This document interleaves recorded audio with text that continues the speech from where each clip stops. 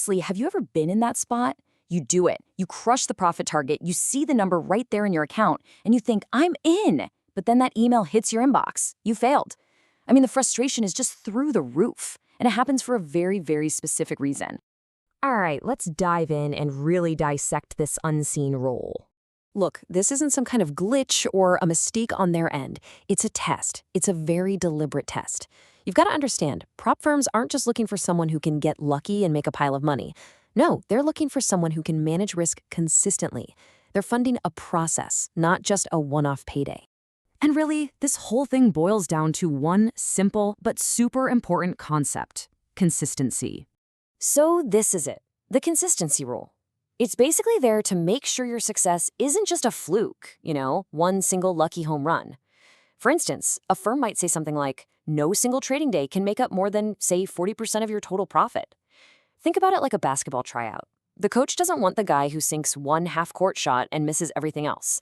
They want the player who can consistently hit those free throws, day in and day out, especially when the pressure's on. And this chart? This shows you exactly what the firms are trying to avoid. See that? One massive winning day hits the entire profit target. But then after that, nothing.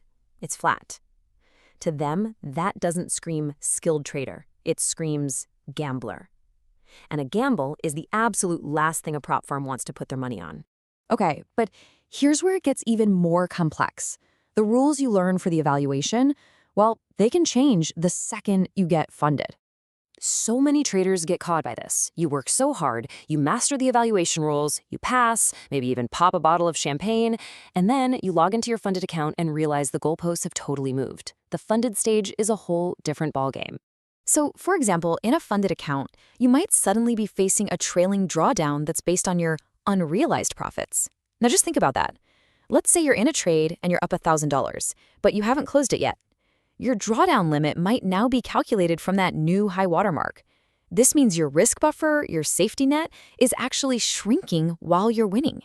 It forces you to manage your risk in a completely different way.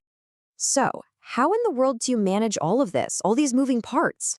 Well, you automate your discipline. Most failures in trading, they don't happen because someone has a bad strategy.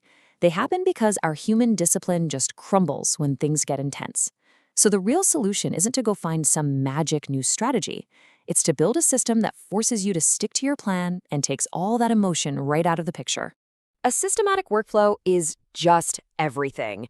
Take a tool like AutoPropTrader, for example. It breaks everything down into this really simple three-part loop. First, Dr. Markets helps you plan your day by analyzing all the rules. Then, TradeRx executes that plan with total precision. And finally, JournalX gives you a totally unbiased report card on how you did. It's this beautiful, simple loop: plan, execute, and report. What a system like this really becomes is your automated co-pilot for discipline. It's always there, in the background, constantly checking your drawdown limits, making sure you stick to the consistency rules, and stopping you from over-trading when emotions are running high.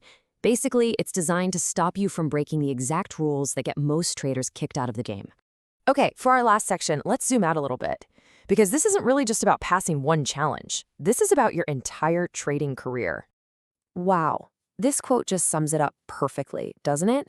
That consistency rule, it's not just some annoying hurdle they put in your way. It's actually a teaching tool. It's there to force a mindset shift, to get you from chasing a quick payout to thinking like a true long-term capital manager. And that right there is the real prize. So I guess I'll just leave you with this one question to think about. Are you really building a sustainable long-term process? Or are you just chasing the next payout? Because honestly, the answer to that question is going to define your entire journey.